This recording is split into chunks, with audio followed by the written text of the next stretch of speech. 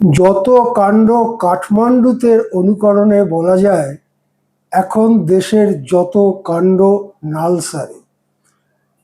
নমস্কার, কলকাতা টিভিতে আপনাদের স্বাগত। আমি আশিস চট্টোপাধ্যায় আপনাদের কাছে এমন একটা খবর নিয়ে এসেছি যেটা স্বাধীনতার পরে ৮০ বছরে হয়েছে কিনা সন্দেহ। ঘটনাটা কি? ঘটনা হচ্ছে national academy of legal institute university, NALSAR যাকে বলা হয়, সেই নালসার ইউনিভার্সিটিতে ছাত্ররা পাশ করার পরে তাদের ডিগ্রি প্রদান করবার জন্য কনভোকেশন ছিল। এই কনভোকেশনে ভারতের প্রধান বিচারপতি সূর্যকান্ত, তাকে নিমন্ত্রণ করা ছিল যে তিনি এসে ডিগ্রি প্রদান করবেন। কিন্তু এর মধ্যেই প্রধান বিচারপতি সূর্যকান্তর একটি মন্তব্য ঘিরে সারা দেশে তোলপাড় হয়ে যায়। সেটা কি? তিনি বেকারদের উদ্দেশ্যে বলেন যে এরা সব আরশোলার মতো, এরা চারদিকে ঘুরে বেড়াচ্ছে, সমাজ মাধ্যমে নানা রকম প্রচার করছে, এই ধরনের একটা মন্তব্য তিনি করেন।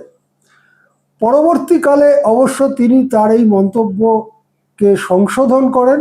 তিনি বলেন যে আমি ঠিক এটা বলতে চাইনি, যাদের ডিগ্রি নেই অথচ লিগ্যাল প্রফেশনে আছে এদের কথা আমি বলতে চেয়েছি। যাই হোক, যেভাবেই হোক, বেকারদের কথাই বলতে চান বা অন্য যারা শিক্ষা সম্পূর্ণ করতে পারেনি তাদের কথাই বলতে চান, তার এই আরশোলা মন্তব্য নিয়ে সারা দেশে একটা স্পষ্ট বিরোধিতার মনোভাব তৈরি হয়। আর এই আরশোলা মন্তব্যটিকে ঘিরেই ককরোচ জনতা পার্টি তৈরি হয়ে যায় এবং সেই ককরোচ জনতা পার্টির নানান সমাজ মাধ্যম অ্যাকাউন্টকে কেন্দ্রীয় সরকার সক্রিয়ভাবে আটকে দেবার চেষ্টা করে।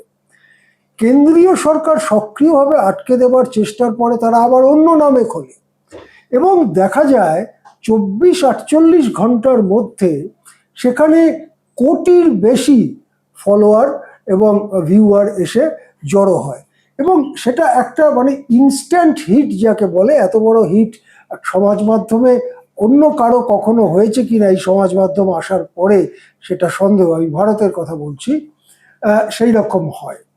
এরপরে ওরা কয়েকটা দাবি নিয়ে আন্দোলন শুরু করে যন্তর মন্তরে, এবং যে আন্দোলনের কথা আমরা সবাই জানি, যার প্রধান ব্যাপার ছিল যে এই যে নিট, ইউজি সহ বিভিন্ন পরীক্ষার প্রশ্নপত্র ফাঁস হয়ে যাচ্ছে এবং এর পেছনে শত শত কোটি টাকার লেনদেন হচ্ছে। মন্ত্রী এবং কর্তা ব্যক্তিদের অজানায় এসব হচ্ছে না, সুতরাং মন্ত্রীকে পদত্যাগ করতে হবে এবং আরো কয়েকটা আনুষঙ্গিক দাবি নিয়ে তারা যন্তর মন্তরে অনশন শুরু করেন, দীর্ঘ আন্দোলন শুরু করেন এবং অনশন শুরু করেন। দীর্ঘদিন অনশন করেন সোনম ওয়াংচুক এবং তারপরে ২০ জুলাই যখন তারা সংসদ অভিযান করেন তখন তাদের ওপরে একটা ভয়ানক পুলিশি অত্যাচার হয়। পেলেট গানের বুলেটে অন্তত ১০-১১ জন গুরুতরভাবে আহত হয়ে হাসপাতালে যান, সেই সমস্ত খবর বেরিয়ে পড়ে। এই ঘটনা যখন ঘটছে তখন এই যে হায়দ্রাবাদের নালসার ইউনিভার্সিটি, সেই নালসার ইউনিভার্সিটির ছাত্ররা একটা বিরাট বড় পদক্ষেপ নেয়।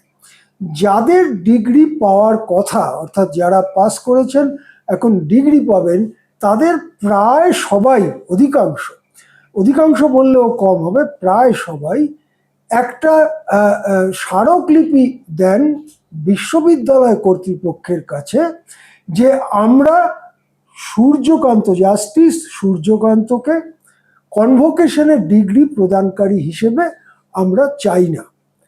এই স্মারকলিপি জমা দেওয়ার খবর যখন বেরিয়ে পড়ে তখন সারা দেশ একেবারে বিস্মিত হয়ে, যাকে চোখ কপালে তোলা, যে এরকম কখনো হয়নি। অনেক প্রধান বিচারপতির অনেক বিচার সম্পর্কে সাধারণ মানুষের তীব্র বিরোধিতার মনোভাব রয়েছে। অনেকে তা লেখায় পত্রে প্রকাশও করেছেন এবং সেই লেখাপত্রতে কোনো জাজমেন্টের বিরোধিতা বা সমালোচনা করার অধিকার ভারতীয় সংবিধান নাগরিকদের দিয়েছে। সেই বিরোধিতা হয়েছে, যেমন উদাহরণ হিসেবে বলা যেতে পারে বাবরি মসজিদের জমিকে পুরোটাই রাম মন্দিরের জন্য দিয়ে দেওয়া, এই ধরনের জাজমেন্টের ব্যাপারে। কিন্তু কোথাও বিশ্ববিদ্যালয়ে ডিগ্রি প্রদান করতে প্রধান বিচারপতি যাবেন আর ছাত্ররা যারা ডিগ্রি পাবেন তারা সেটা বলছেন যে আমরা ওর থেকে ডিগ্রি নিতে চাই না, এরকম ঘটনা এই দেশে এর আগে কখনো ঘটেনি। এই ঘটনাটা নিয়ে তীব্র একটা পরিস্থিতি তৈরি হয় এবং আপাতত সেই কনভোকেশন স্থগিত রাখা হয়। এই পরিস্থিতিতে বার কাউন্সিল অফ ইন্ডিয়া হঠাৎ গতকাল একটি নির্দেশনামা জারি করে বলেন যে ওই ইউনিভার্সিটি থেকে যারা এই ব্যাচে পাস করে বেরিয়েছে বা বেরোবে তাদের যেন কোথাও কোনো রাজ্যে বা দিল্লিতে তাদের যেন অ্যাডভোকেট হিসেবে রেজিস্ট্রিভুক্ত না করা হয়। এই রকম ভয়ানক একটা নির্দেশ যে ছাত্রদের ওপরে বার কাউন্সিল দিতে পারেন, সেইটা দেখে হতবাক হয়ে যাওয়া ছাড়া আর কোনো উপায় থাকে না। ঠিক এই নোটিশটা বেরোবার ঠিক পরেই ককরোচ জনতা পার্টি থেকে বলা হয় যে 1-1.5 ঘন্টার মধ্যে যদি এটা প্রত্যাহার না করেন তাহলে কিন্তু তার ফলাফল ভুগতে হবে এবং যে সমস্ত ছাত্র যারা আরশোলা আইনি ছাত্র, যে আরশোলা আইনজীবী, আরশোলা আইনের সঙ্গে যুক্ত মানুষ, তারা যদি এবারে রাস্তায় নেমে পড়েন তাহলে বার কাউন্সিলকে তার ধাক্কা সইতে হবে। আশ্চর্য হচ্ছে যে ককরোচ জনতা পার্টির এই হুমকির ঠিক 1-1.5 ঘন্টার মধ্যেই বার কাউন্সিল অফ ইন্ডিয়া তারা এটা প্রত্যাহার করে নিয়ে বলে যে আমরা পুনর্বিবেচনা করেছি এবং এটা আমরা প্রত্যাহার করছি। কে জানান? বার কাউন্সিলের কর্তা ব্যক্তি মনন কুমার মিশ্র। এরপরে এটা ছিল বৃহস্পতিবার রাত পর্যন্ত এই ঘটনাগুলো ঘটছিল, অনেক রাত অবধি। আজকে সকালে জাস্টিস সূর্যকান্তর বেঞ্চ যখন সুপ্রিম কোর্টে বসেছে তখন একজন আইনজীবী গিয়ে জাস্টিস সূর্যকান্তকে বলেন, চিফ জাস্টিস অফ ইন্ডিয়া সূর্যকান্তকে বলেন যে বিসিআই এইরকম, বার কাউন্সিল এইরকম সিদ্ধান্ত নিয়েছে এবং তারপরে অবশ্য সেটা প্রত্যাহার করা হয়েছে, কিন্তু এইরকম সিদ্ধান্ত নিয়েছে। দৃশ্যত হতভম্ব হয়ে যান সূর্যকান্ত, কিন্তু সূর্যকান্ত না জানা অবস্থায় সমস্ত ডেভেলপমেন্ট হয়েছে সেটাও কেমন আশ্চর্য ব্যাপার।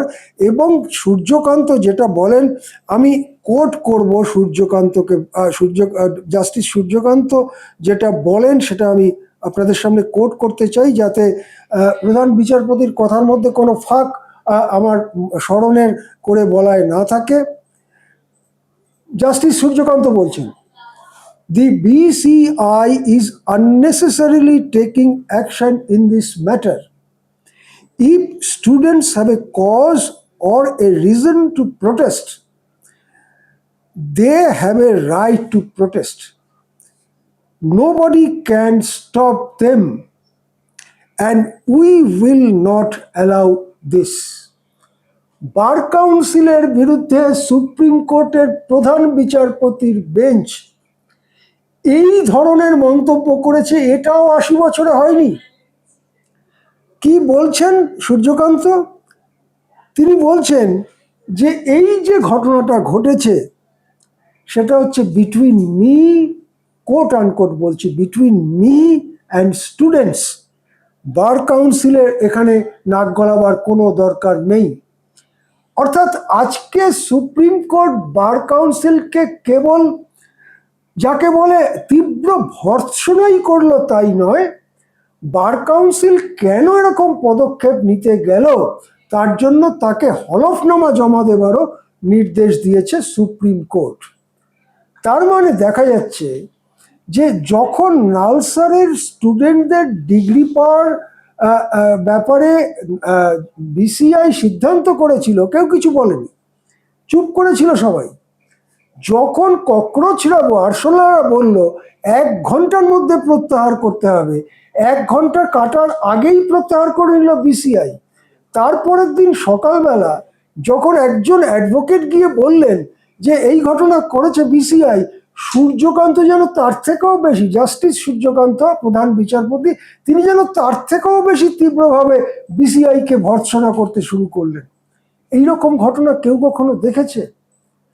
আসলে ভারতে সম্ভবত নবীন প্রজন্মের সঙ্গে জাগছে প্রবীণ প্রজন্ম, সমস্ত ভারতবাসীর মধ্যে আজকে এই প্রশ্ন দেখা দিচ্ছে যে আমাদের বাস্তব জীবনের সমস্যাগুলোর কি হবে। রাম মন্দির তো হলো, নানান রকম ঘটনা তো ঘটছে, সাম্প্রদায়িকতা তো হচ্ছে, কিন্তু আমাদের ছেলে মেয়েদের চাকরি নেই, আমাদের ছেলেমেয়েরা শিক্ষা সম্পূর্ণ করতে পারে না। আমরা আমাদের সারা জীবনের সঞ্চিত টাকা খরচ করে ছেলেকে একটা ছেলে বা মেয়েকে আমরা একটা কম্পিটিটিভ পরীক্ষার জন্য বসাই, তারপরে দেখা যায় তার প্রশ্নপত্র ফাঁস হয়ে গিয়েছে এবং আমাদের সন্তানদের জীবনটা নষ্ট হয়ে যায়। এটা কি সরকার চলছে দেশে? এই যে জনমত তৈরি হয়েছে, তার সামনে সম্ভবত গোটা কর্তৃপক্ষ আজকে কাঁপতে শুরু করেছে এবং তারই প্রতিফলন দেখা যাচ্ছে। 1 ঘন্টার টাইম দিলে বিসিআই 1 ঘন্টার মধ্যে প্রত্যাহার করে, আর পরের দিন সকালবেলা সূর্যকান্ত যাকে বলে বিসিআইকে এমন ভর্ৎসনা করে যা শুনে বিসিআই এর এই যে প্রধান ব্যক্তি মিশ্র, তার এক্ষুনি পদত্যাগ করা উচিত যদি নৈতিক কোনো বোধ থাকে। আমরা দেখব এটা একটা ডেভেলপিং ঘটনা। এই ঘটনার আরো অনেক বড় ঢেউ উঠবে যখন প্রধানমন্ত্রীকে বা স্বরাষ্ট্রমন্ত্রীকে কেউ জিজ্ঞাসা করবে, যদিও প্রধানমন্ত্রী সাংবাদিকদের সামনে কখনো কোনো প্রশ্ন নেন না, কিন্তু প্রশ্ন তাদের কাছে ঠিক পৌঁছে যাবে। তারা কিভাবে রিয়াক্ট করেন, কিভাবে প্রতিক্রিয়া দেন, সেটার দিকেও আমাদের নজর থাকবে। এখন এ পর্যন্তই, দেখতে থাকুন কলকাতা টিভি।